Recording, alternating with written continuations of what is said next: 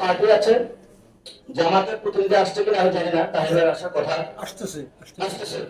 তাহলে এটার সাথে সম্মতি জ্ঞাপন করবেন যে টিয়ার সিস্টেম আগামী 1-2 ইলেকশনে দেওয়া উচিত না আমরা বলে মনে করি, বিকজ আনস্টেবিলিটি আছে এবং প্রবলেম আছে।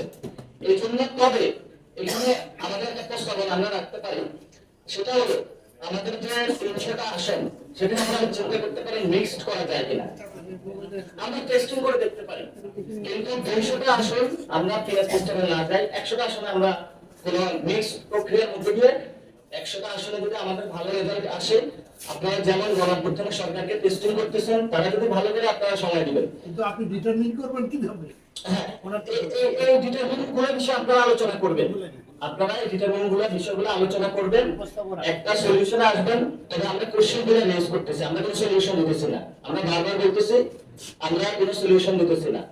আপনারা যারা বিজ্ঞজন রয়েছেন, আমরা আপনাদের কাছে কোশ্চেন গুলো এবং প্রস্তাবনাগুলো রেখে যাচ্ছি।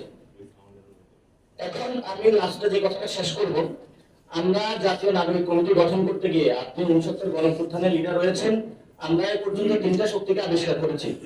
1 নম্বর শক্তি হলো বিপ্লবী শক্তি। যদি বিপ্লবী শক্তিটা আরেকটু স্ট্রং হতো, তাহলে হয়তো বিপ্লবী সরকার গঠন করা সম্ভবপর হতো। এই জিনিসটা অনেক মানুষের যদি আরো অংশগ্রহণ পাইতাম আমরা, তাহলে এটা সম্ভব ছিল। আপনারা কারা কারা অংশগ্রহণ করেন নাই সেই বিষয়ে আপনারাই বুঝেন, আমরা আর আপনাদের চোখা নিয়ে দেখাতে চাই না। দ্বিতীয়ত, বিশ্বে একটা সোশ্যাল অ্যাক্টিভিজম শুরু হয়েছে, যেটাকে আমরা সংক্ষেপে বাংলাদেশে বুঝি সংস্কার। একটা পলিটিক্যাল জায়গা আছে, এনভায়রনমেন্টাল জায়গা আছে, বড় একটা মানুষ কিন্তু সংস্কারের জন্য মুভমেন্ট করেছে। তারা হয়তো বিপ্লবী না, তারা তাদের চাকরিতে ফিরে গেছে, তারা ঘরে ফিরে গেছে, যার জন্য পলিটিক্যাল পার্টিগুলো এত বেগম পাচ্ছে।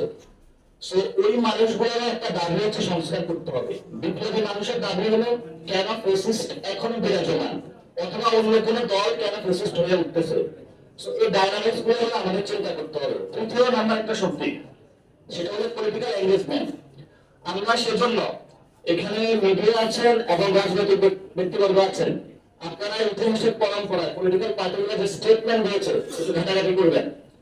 আমরা এখন সবাই দাবিদার, সবাই অংশগ্রহণ করেছি, সবাই সবকিছু করেছি। পলিটিক্যাল পার্টিগুলোর ইতিহাস স্টেটমেন্ট বিচার করবে, সেই স্টেটমেন্ট গুলো আপনারা দেখবেন। এই বলে আমি আমার কথা শেষ করছি। তার আগে জাতীয় নাগরিক কমিটি আমরা এই 3টা বিপ্লবী শক্তিকে, গণঅভ্যুত্থানের শক্তিকে একসাথে করার জন্য কাজ করতেছি। যারা আমাদের সিনিয়র নেতৃবৃন্দ রয়েছেন, পার্টিগত জায়গায় রয়েছেন, আপনারা আমাদের সাথে যদি বসতে চান আমরা বসতে রাজি আছি। আপনারাও যদি সময় থাকেন আমাদের ডাকবেন, আমরা বসতে রাজি আছি। তবে স্পষ্ট লাউড এন্ড ক্লিয়ার, ছাত্র নাগরিকদের এই শক্তিটাকে অ্যাভয়েড করে কেউ ক্ষমতায় যেতে পারবে না।